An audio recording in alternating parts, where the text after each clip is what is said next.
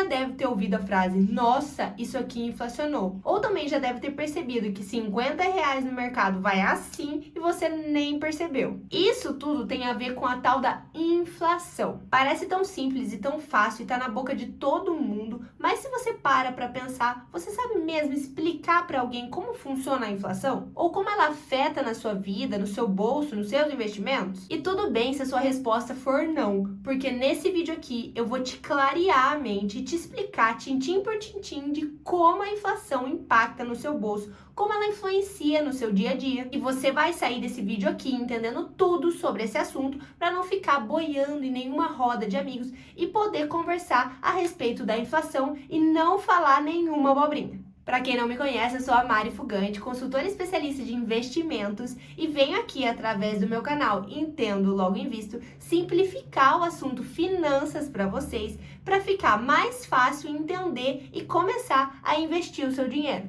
Então, se você quer aprender mais e não quer perder nenhum vídeo sobre esse tipo de assunto, já se inscreve aqui no canal. Sem mais delongas, eu vou ler a definição de inflação para vocês. A inflação é o aumento generalizado do preço médio de produtos e serviços em um determinado intervalo de tempo. Vamos lá que eu vou explicar isso aqui para vocês. A primeira coisa que você precisa botar aí na tua cabeça é que a inflação, ela não é uma causa, ela é um efeito. Então não é que um produto ficou mais caro porque a inflação subiu, mas na verdade a inflação subiu porque aquele produto ficou mais caro. Vamos começar do começo. Quem comunica e prevê a inflação, que é o indicador, é o Banco Central. Mas quem mede efetivamente esse indicador, que é um número que normalmente você vê por aí, é o IBGE. E como na verdade esse número de indicador de inflação é calculado? Com base no preço dos produtos e dos serviços. Mas vamos voltar um pouquinho. Por que o preço de um produto ou serviço aumenta? Existem várias variáveis, mas eu quero colocar duas aqui para vocês para fazer um pouco mais de sentido e clarear a mente. Isso pode acontecer por causa da oferta e da demanda. Então, por exemplo, se você tem mais gente demandando de um produto ou demandando de um serviço, como foi o caso, por exemplo, lá na pandemia, que muita gente queria comprar coisas no mercado, queria mais papel higiênico, queria mais álcool gel, mas tinha menos gente produzindo esse tipo de produto ou esse tipo de serviço, consequentemente o preço aumentou, porque era muito mais gente querendo do que gente podendo produzir para oferecer para essa galera. Então, porque não dava para aumentar a produção, as pessoas aumentavam os preços para tentar equilibrar essa demanda alta que tinha. Isso aconteceu na pandemia, mas acontece hoje em dia também esporadicamente com alguns produtos e serviços. Essa é uma das causas da variação de preço de produtos e serviços. Beleza, e qual que é a outra? A outra são os custos. Então, se uma pessoa está produzindo algum produto e o custo para produzir esse produto aumenta, a matéria-prima aumenta de valor ou algo fica mais escasso, o produtor, ou quem produz isso aí, tem que repassar o valor do produto, porque ele não consegue arcar sozinho com esse aumento de preços. Então, por isso, o consumidor final, que muitas vezes somos nós, sentimos esse preço elevado passado pela pessoa que produz aquilo que a gente vai comprar. Então, por exemplo, uma das coisas que faz o custo da matéria-prima elevar é o aumento do dólar. Quando isso acontece, o dólar aumenta, a matéria-prima para produzir determinados tipos de produtos também aumenta. E isso, por consequência, é repassado para o produtor, que é repassado para o cliente final, e assim temos um aumento da inflação. Pensa aí na inflação como a variação do conjunto de preços de produtos e serviços. Dentro da caixinha, que é a inflação, temos, por exemplo, preço de vestuário, habitação, educação, saúde, moradia, alimentação, transporte, que envolve combustíveis, por exemplo. E tudo isso junto resulta no indicador de inflação. Por isso, em alguns meses, a gasolina sobe, por exemplo. O pedacinho desse conjunto do transporte vai fazer os preços elevarem. Em contrapartida, a parte de alimentação, por exemplo, tem uma queda nos seus preços. Então, a gente tem dentro dessa caixa uma categoria subindo de preço e outra categoria caindo de preço. A junção de toda essa variação desse conjunto é que me resulta no número da nossa inflação. Por isso, tem muitas pessoas que falam que sentiram a inflação muito mais do que outras, porque a inflação é diferente para você, que é diferente para mim, que é diferente para várias outras pessoas. Ai, Mari, por que isso? Porque o que eu consumo é diferente do que você consome e é diferente do que fulaninho consome. Se, por exemplo, eu não abasteço o meu carro e não ponho gasolina no meu carro, essa parte da inflação não vai impactar tanto na minha vida. Então, se os preços dos combustíveis aumentarem, eu vou ser impactada indiretamente por outros meios que vão ter seus valores e preços aumentados. Mas, diretamente para colocar a gasolina no meu carro, isso não vai acontecer. Já para você que abastece toda semana, vai sentir o preço da gasolina quando ela subir. E quando isso acontecer, quer dizer que você foi impactado pela inflação. A mesma coisa acontece, por exemplo, se eu não consumo leite. Mas o leite aumentou de preço porque a sua matéria-prima aumentou, toda a produção para produzir o leite aumentou. E o produtor, por óbvio, repassou esse preço para o consumidor final. Se eu não sou uma consumidora de leite assídua, eu não vou sentir que o preço do leite aumentou. Mas você que consome leite, por exemplo, vai perceber que de uma semana para outra o preço do leite subiu lá no mercado que você vai fazer compra. É por isso que eu digo que a inflação é diferente para cada pessoa. Mas o número que a gente vê do indicador é a inflação geral de serviços e produtos. É nela que a gente se baseia para fazer estatísticas de investimento, para ter noção se a gente está perdendo valor no nosso dinheiro ou se os nossos investimentos estão rendendo mais que a inflação, por exemplo. E uma coisa que eu quero que vocês entendam, porque todo mundo faz a caveira da inflação e não necessariamente a inflação é uma coisa ruim. Quando ela está controlada e quando ela está na meta que deveria estar, a inflação é uma coisa boa para poder controlar a economia. E, claro, tem que vir acompanhado de reajustes no salário, por exemplo. Então, quando a inflação aumenta, é importante que você repare, que você veja se o seu salário, por exemplo, também foi reajustado pela inflação. Tudo que é reajustado, quando você tem um valor fixo a ser recebido ou a ser pago,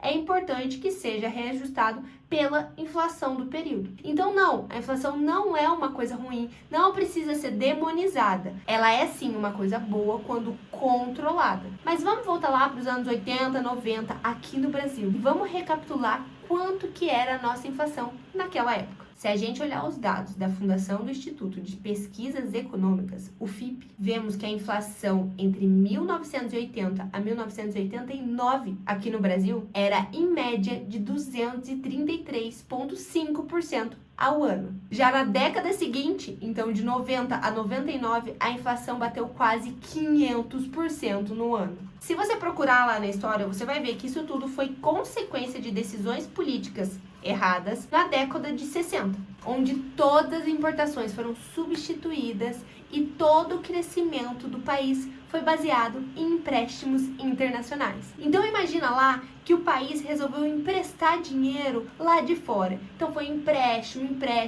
Se você já emprestou dinheiro para alguém ou sabe como funciona isso, você entende que na hora de pagar esse empréstimo vai ter muita taxa de juros aí. E foi bem na época em que teve a crise do petróleo que fez o PIB e nossa economia começar a cair e consequentemente o que? A inflação começar a subir. E adivinha o que a gente tinha nessa época? Uma dívida externa gigantesca com uma inflação gigantesca também. E foi bem nessa época, e se você não viveu nessa época aí também como eu, você pode perguntar aí pros seus pais, pros seus avós ou por quem você conhece, enfim, como era a inflação e como eles lidavam com tudo isso. Nessa época as pessoas iam no mercado e faziam a compra do mês, porque no dia seguinte os produtos já iam ser reprecificados para mais, por causa dessa inflação gigantesca. A mesma coisa acontecia quando os salários eram recebidos. Os bancos faziam filas gigantescas para depositar esse dinheiro, porque no outro dia ele já valia quase nada. A inflação nessa época aí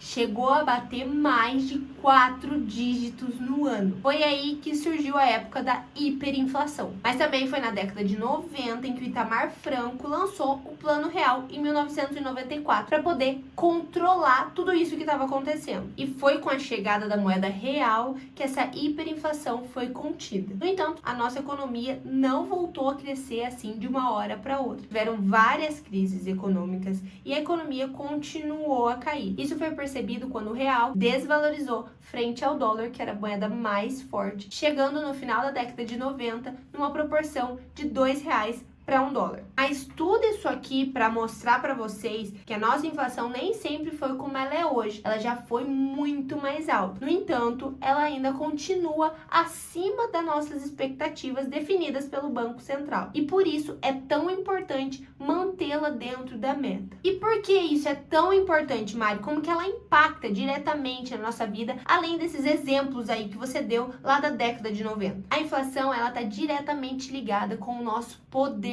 de compra. Quando temos uma inflação maior, significa que o nosso dinheiro que comprava X coisas em determinado momento não compra mais aquela mesma quantidade de coisas. Ou seja, ele perdeu o valor de compra. Isso acontece porque um determinado produto ou serviço não custa mais aquela mesma coisa. Então vamos lá, eu lembro lá em 2012, quando eu estava morando num pensionato, que eu fui comprar creme de leite no mercado. E o creme de leite não custava nem R$1. Ele custava 89 centavos. Hoje, se a gente vai no mercado, uma caixinha de creme de leite é mais de R$4.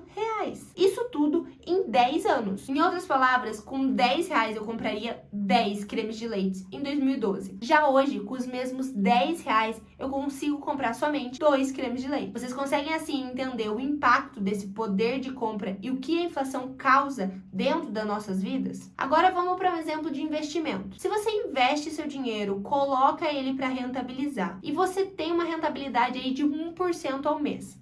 Mas a inflação, que é aquele conjunto de serviços e produtos que resulta num número, que eu já mostrei para vocês, foi em um determinado mês 0,5%. Você não concorda comigo que o seu dinheiro rentabilizou 1%, mas na verdade ele perdeu 0,5% de valor de poder de compra? Isso quer dizer que a sua rentabilidade real foi de 0,5%. É por isso que quando eu bato na tecla de que você tem que investir seu dinheiro, é para você tentar minimizar esse impacto que a inflação tem no seu bolso. Então, de que adianta você receber um salário mensal aí, guardar o seu dinheiro embaixo do colchão, ou até mesmo guardar ele na poupança, que rende 6% ao ano, se a inflação, por exemplo, no ano foi de 6% também? Tudo aquilo que você rentabilizou, você perdeu de poder de compra, porque a inflação consumiu isso. Na prática, é assim que acontece. Por isso, quando você vai investir o seu dinheiro, você sempre tem que pensar em uma rentabilidade que supere a porcentagem de inflação no período. Às vezes, as pessoas gostam muito de comparar os investimentos com o CDI. O meu investimento tá rendendo 100% do CDI, tá rendendo 2% a mais que o CDI, e fica fazendo esse comparativo com a nossa taxa de juros. Quando, na verdade, o ideal mesmo seria você comparar os seus investimentos, quando eles estão rentabilizando, com a inflação, para ver se você está ganhando dela. Você tem que ganhar da perda de poder de compra. Então, tudo que você investe, você tem que comparar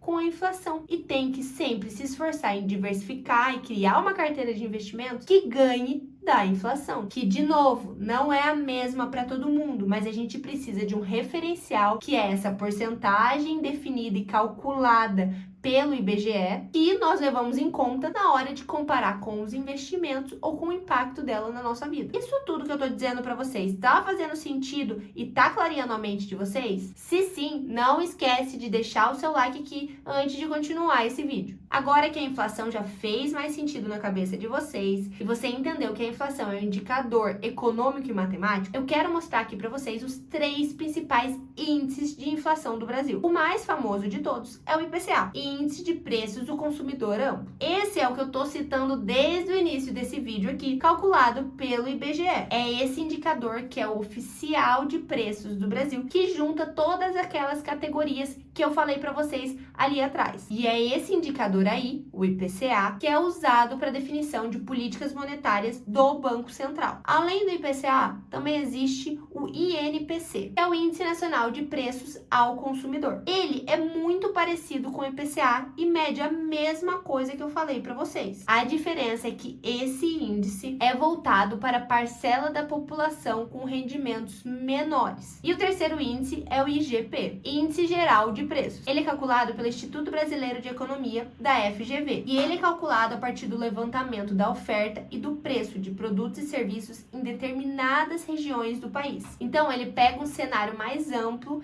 e define especificamente qual região vai ser calculada a inflação. Em todo caso, todos esses índices são calculados para definir a inflação de um determinado produto, serviço em uma determinada região. Tá, Mari, você me explicou a inflação, o IPCA, como funciona, qual foi a história, como ela impacta na nossa vida e que, no caso, ela não é tão ruim assim quanto a gente achou que era. Mas eu já ouvi bastante gente falar sobre combater a inflação ou tentar fazer a inflação diminuir ou aumentar. Como isso é feito? A maneira mais comum de se controlar a inflação é variando a nossa taxa de juros, que é a nossa taxa Selic. Eu já expliquei aqui para vocês num vídeo o que é a taxa Selic. Se você ainda não assistiu, eu vou deixar o card aqui em cima em algum lugar. Vocês cliquem aqui e assistam a taxa Selic, que vai ficar muito mais claro para vocês como ela funciona. Mas em resumo aqui, a taxa Selic é responsável por fazer a oferta e a demanda variarem e com isso o impacto na inflação aumentar ou diminuir. Então, por exemplo, se a nossa inflação está muito alta e o Banco Central quer que a inflação volte para a meta, quer que ela reduza, o que ele faz? Ele aumenta a taxa de juros para dificultar as pessoas de comprarem e de fazer a economia girar, fazendo as pessoas preferirem investir o seu dinheiro porque está rendendo mais e com isso a demanda diminuir e consequentemente a inflação também diminuir. Agora, se a gente tem uma inflação muito baixa e o Banco Central quer que a inflação suba um pouco, até para fazer a economia ficar melhor, o que eles fazem? Abaixam a taxa de juros para as pessoas quererem comprar mais e fazer a economia girar e consequentemente a inflação subir um pouco mais também. Um exemplo claro disso foi lá na época da pandemia, quando ninguém mais estava saindo ou consumindo, o Banco Central foi lá e despencou a nossa taxa de juros para fazer as pessoas fazerem a economia girar. Isso não foi 100% adequado, mas também não foi 100% ruim. O ponto era, a economia começou a girar porque tinha mais demanda, mas começou a faltar oferta. Por isso, a nossa inflação começou a subir muito. E aí, o resto você já sabe. Estamos onde estamos hoje. Outra forma também de combater a inflação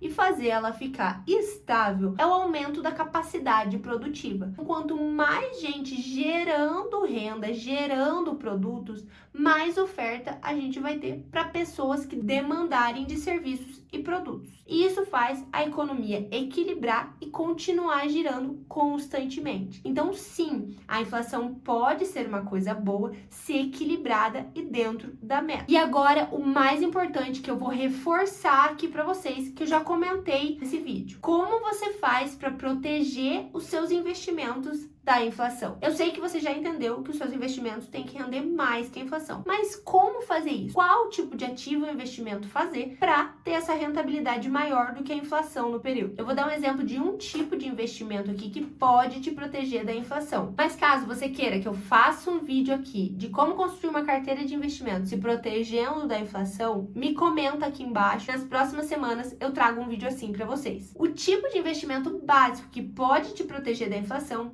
é o próprio título IPCA+, ou qualquer investimento atrelado à inflação. Quando você vai escolher um tipo de investimento, pense sempre em ter um pedacinho da sua carteira de investimento atrelado à inflação. É aquele que paga IPCA mais alguma coisa. Esse mais alguma coisa vai ser a sua rentabilidade real. Então, tudo que você tiver de investimento nesse tipo de ativo, você rende a inflação mais uma taxa que a gente chama de taxa real. Dessa forma, você consegue proteger o seu patrimônio da inflação no período e ainda ter uma rentabilidade superior a ela. Mas lembre-se, não é só isso que você tem que ter na sua carteira de investimento e é sim muito possível construir uma para superar a inflação. Lembre sempre da palavra-chave e clichê que muitos de vocês já estão cansados de ouvir, que é diversificação. Eu espero que esse vídeo tenha ajudado a clarear a mente de vocês sobre esse assunto, inflação, que às vezes é tão obscuro para muita gente, e te feito refletir que é muito importante proteger o seu patrimônio contra a inflação. Não esquece de curtir esse vídeo aqui e, claro, se inscrever aqui no canal para o YouTube entregar esse tipo de vídeo, esse tipo de informação para mais pessoas e mais pessoas aprenderem sobre investimentos.